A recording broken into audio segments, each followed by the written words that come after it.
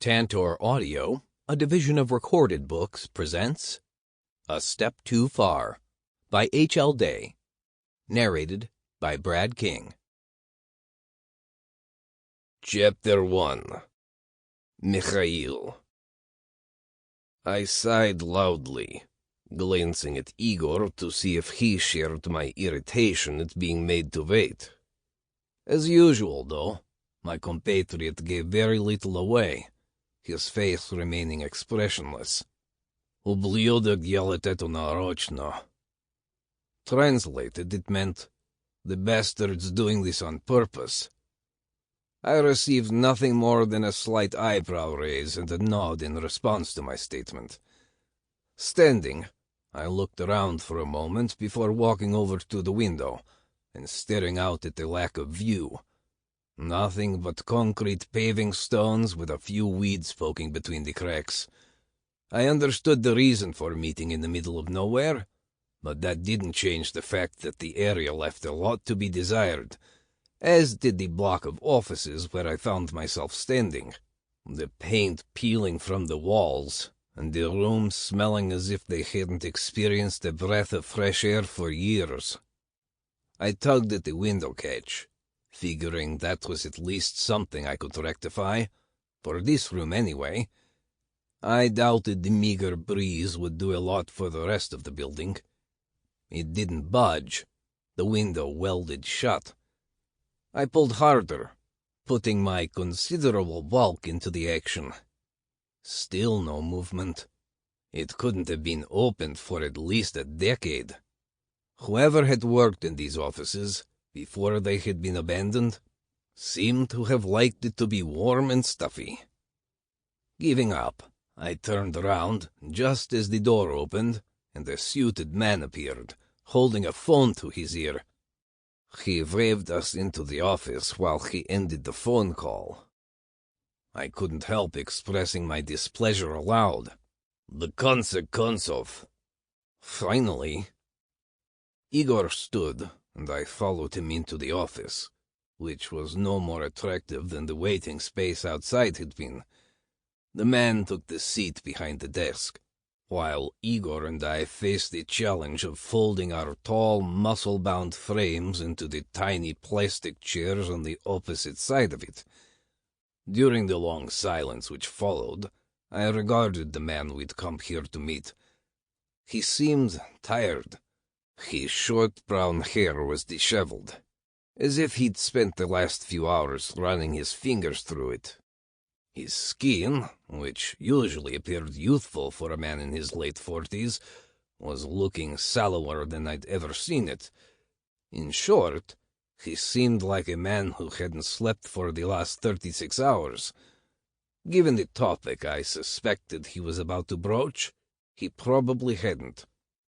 He took his glasses off, rubbing his eyes with the heel of his hand before placing them back on his face and squinting in our direction. His gaze shifted between the two of us. "Well," I answered in heavily accented English, "I do not know what you want me say." He slammed his hand down on the table, his face turning red. "Can we drop the fucking Russian act?" He gestured at the walls and the ceiling. "The building has been swept for bugs and cameras and—" His hand moved toward the window where the blinds were all drawn. "Nobody's seeing inside. Even if they do happen to have a telescopic lens on the building, we're perfectly safe to talk in here." I took a deep breath, rolled my shoulders, and shed the guise of Mikhail Belikov, reverting to my true self, Detective Constable Ryan Harris. On my left, Igor went through the same metamorphosis, transforming from my Russian colleague to my British partner in the space of a few seconds. I sat forward, dropping the upright body language of Mikhail. "Sorry, force of habit. We weren't scheduled for a meeting until next month, and I have to say," I let my gaze roam around the office, "your meeting place leaves an awful lot to be desired." Colin Humphreys leaned back in his chair, his eyes shrewd in spite of the apparent lack of sleep. "Well, I don't think you'll be surprised to hear that I was asked to pull this meeting together at short notice. I assumed you wouldn't want to stroll in the gates of New Scotland Yard, and finding somewhere secure, quickly, wasn't easy." He was referring to the Metropolitan Police Headquarters. I demonstrated my agreement with a slight inclination of my head. "You assume right. Nothing blows your cover quite like hanging out with a load of policemen." Colin sighed, grooves appearing on his forehead. "Oh, so you're still bothered about your cover, then? Because I've got to tell you, the powers that be are starting to wonder, given the stunt you pulled." My gaze travelled to George, waiting for him to interject and lay the fault firmly at my feet, which I wouldn't have blamed him for. But he remained silent. So silent, he may well have still been inhabiting the guise of the far more taciturn Igor. Perhaps it was starting to rub off on him. We did what we thought was best at the time. Colin's eyebrows rose so high they almost disappeared into his fringe. "Best? You not only let a useful contact escape from Dmitry's clutches, you helped him to escape, sharing confidential information in order to make it happen. How was that the best course of action?" I bit back a sigh. It wasn't as if I expected my actions to come without repercussions. But at the end of the day, I was the person who had to be able to sleep at night. The situation with Valentine was complicated. Colin waved impatiently, which I took to mean I should continue. My gaze flitted toward the small plastic device on the desk, recording every word we said for when Colin reported back. He was just our handler, one member of the support team who'd handled the undercover operation for the last 2 years. So, the fact he was pissed meant he'd been getting a lot of stick from our superior officers. I was grateful that it was too risky for them to talk to me directly. No doubt it would all get rehashed at a later date during an extensive debrief, but at least then I would have enough evidence of a good result to justify my actions. Not helping Valentine would have condemned an innocent man to death. Colin's only response was a shrug. I wasn't surprised by his lack of empathy. It was all too easy to be blasé when you sat behind a desk all day. I wasn't prepared to let it drop, though. "You know how Dmitry operates." I was unable to keep the loathing out of my voice as I said his name. I'd known by reputation what sort of man he was before agreeing to the joint undercover operation with MI5, but being up close to the man, seeing the way he did things, and the beatings he doled out as if they were nothing, had grown a hatred for him that words couldn't convey. Except Mikhail wasn't allowed to hate. Mikhail had to be all brawn and no brains, willing to follow any order, no matter how vicious and uncalled for it might be. The poor kid had been stuck with that monster for a decade. It was an understatement to say that I hadn't always viewed him as a poor kid. Valentine's less-than-sparkling personality had led me to believe for a long time that he fully deserved everything he got. Then I'd gradually begun to see past the hardened mask to the wounded soul beneath. So I couldn't bring myself to regret my role in saving Max's life and helping Valentine to extricate himself from Dmitry's control, despite how anyone else might view it. The jury was still out on whether it would be successful long-term, but signs were good so far. Valentine and Max were still breathing, and the foul mood Dmitry had been in for the last couple of weeks was evidence enough that he couldn't find a way to snap his fingers and wrest control back. Dmitry wasn't used to losing. I had no doubt that he was still trying to work out a way to get Valentine back without the younger man being able to expose the truth of Dmitry's sexuality to people he'd rather keep in the dark. Mikhail might have spent his days making it clear he didn't give a damn about anything, but Ryan hoped they'd be happy together for a long time to come.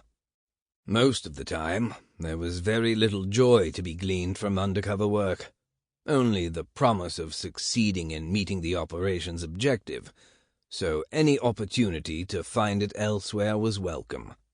And if it meant freeing a talented dancer from the shackles he'd been blackmailed into wearing since he was 15, then I was all for it. It was apt, therefore, that blackmail had gotten him out of the situation. No, I refused to feel guilty, no matter how pissed my superiors might have been.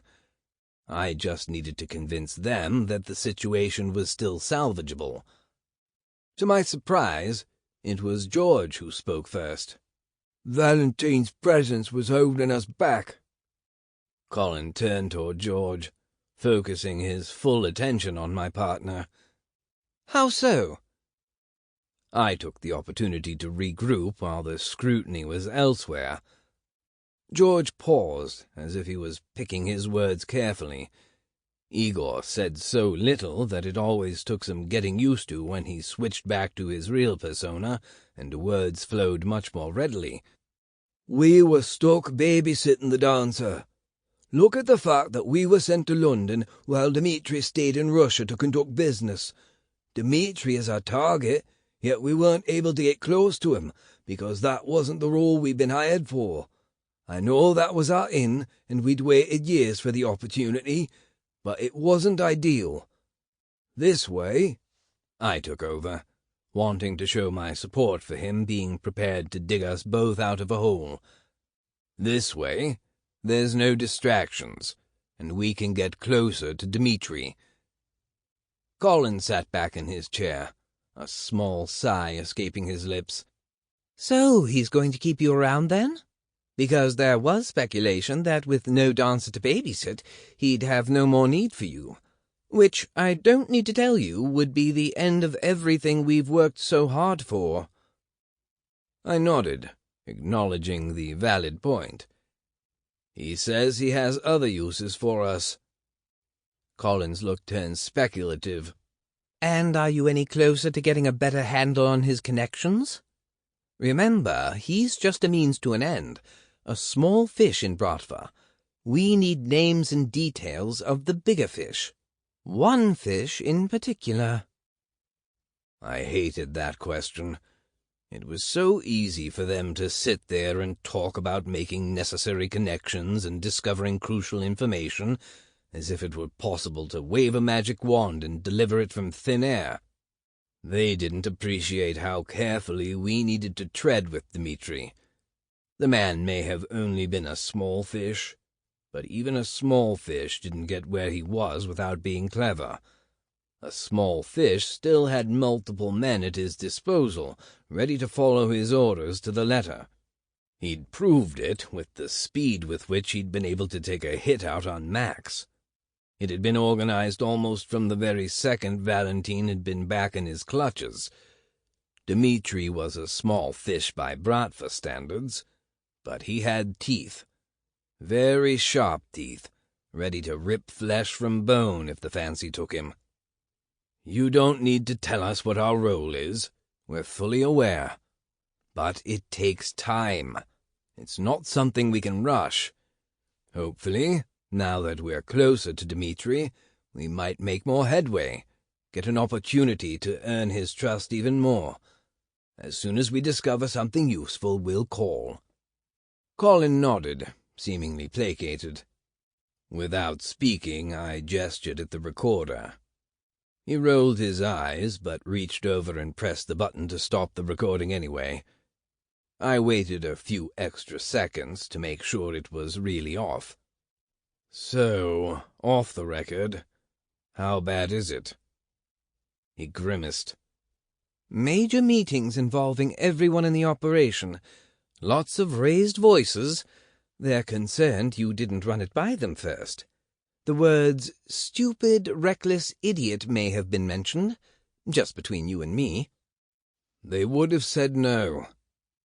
Colin massaged the bridge of his nose. You know all of this comes back to me, though, don't you? As your primary handler, they thought I knew what you were going to do, even though I told them I hadn't heard from you for a couple of weeks. There was talk of pulling you from the operation entirely." I shook my head. "That's bullshit. They're just throwing their toys out of the pram because I dared to make a decision on my own. There's no way they're going to throw all the work away that they did to build our background stories and find a way for us to infiltrate. They've spent too long on it." When Colin only shrugged, George stood, either deciding the meeting had come to an end, or that he'd suffered the indignity of the plastic chair for long enough. Whatever his reason, I followed his lead, already beginning to psych myself up to don the role of Mikhail again. Colin stood as well, tapping the wooden surface of the desk. "Just don't make any more mistakes, okay? You're there to do a job. Remember that, and don't let emotion get in the way." I resisted the temptation to aim a mocking salute in his direction. "No more emotion. Got it. Just a dumb Russian brute who, when Dmitry says jump, says, 'How high?' Or should I say, 'Как высоко?'" I turned my head as I examined my face in the mirror. The livid scar there, a stark reminder of my time in the military prior to joining the police force. It started at my temple, curving all the way down the left side of my face to below my lip. It suited my current role, though, making me appear even more unapproachable. Even Valentine, who'd had enough attitude for a whole army, had eyed the scar with a certain amount of caution.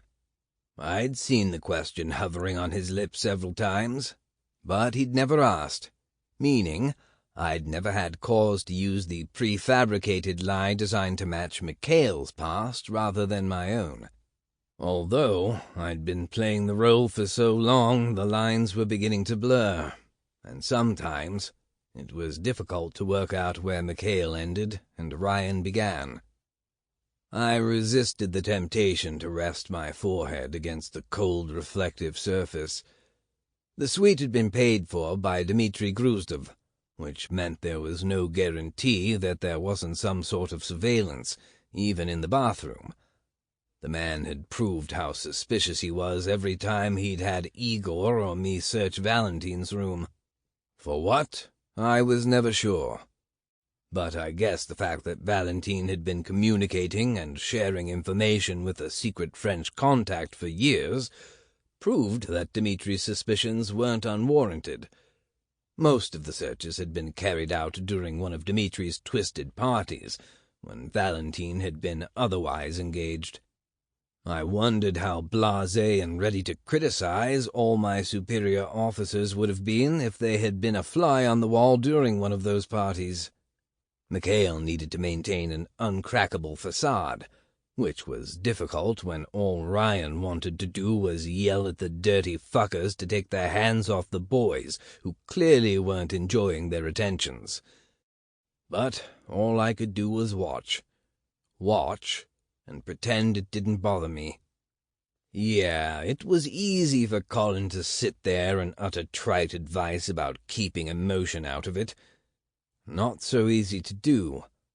And I knew, despite George's greater reluctance at helping Valentine, he too struggled with some of the things we were forced to witness. A knock sounded at the door.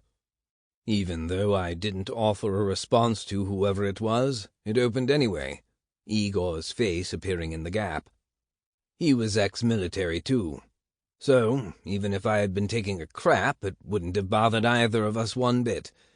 It didn't take long to lose those sorts of inhibitions when you shared a dormitory with 30 other men, not to mention the frequent necessity of taking a dump outside with only a bush for coverage, and that was if you were lucky.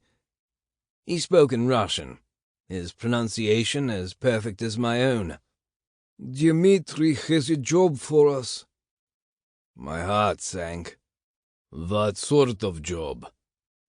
Igor's expression didn't change, But I knew him well enough to know that whatever he was going to say, I wasn't going to like it.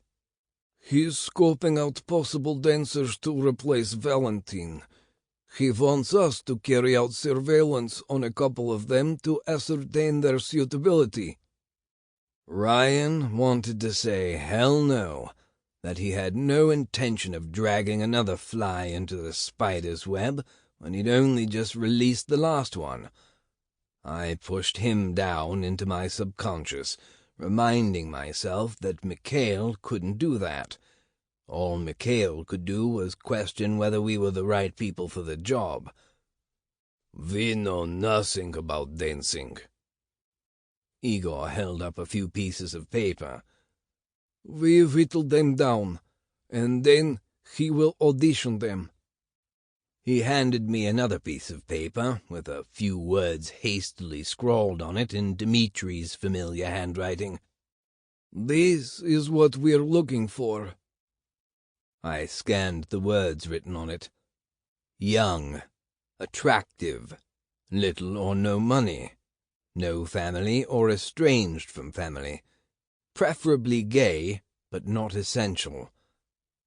I felt sick. It may as well have said, desperate and won't be missed. Chapter 2. Jake. The knock on the door was loud. Expecting a friend, I opened it with a smile, which faltered and then slowly died when I saw who it was.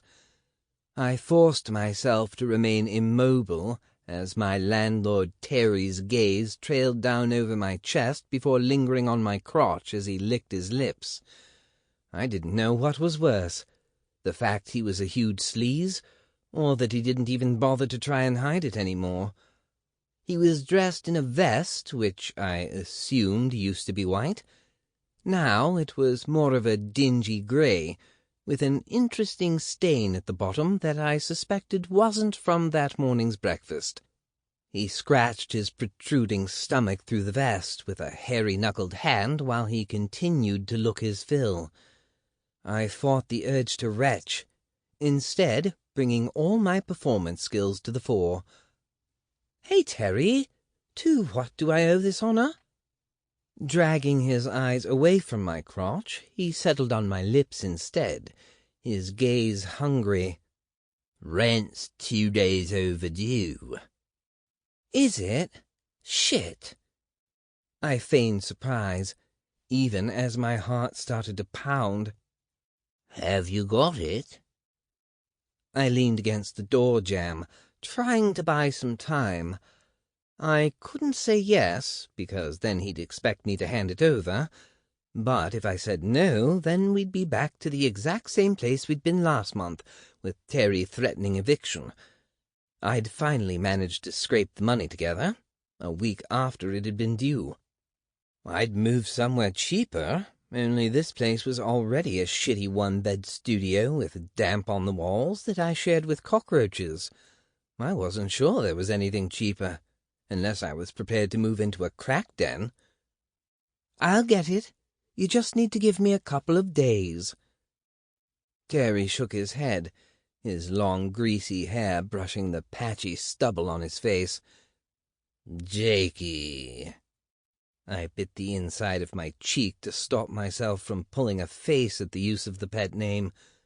"You promised me last month that you'd pay on time this month. We can't keep having the same conversation over and over." He gestured over my shoulder at the studio flat, the futon which doubled as a bed, and sofa appearing particularly forlorn, with my bedding still draped across it. "I've got other people interested in this place, you know, people who can pay on time. I keep giving you extra leeway because I like you." His gaze darted back to my crotch, leaving me in no doubt which parts he liked. Terry hadn't managed to make eye contact once yet. It was all crotch and lips. Normally I wouldn't have stood for it. Anyone else being as lecherous as he was, and I would have cut them down to size in no time. But I couldn't do that with Terry, because he quite literally held the keys to keeping a roof over my head. So instead of telling him that he was a massive pervert, I smiled. I know, Terry, and I appreciate it, I really do. But you know it's difficult. Dancing's not always consistent. I'm going through a bit of a dry patch at the moment.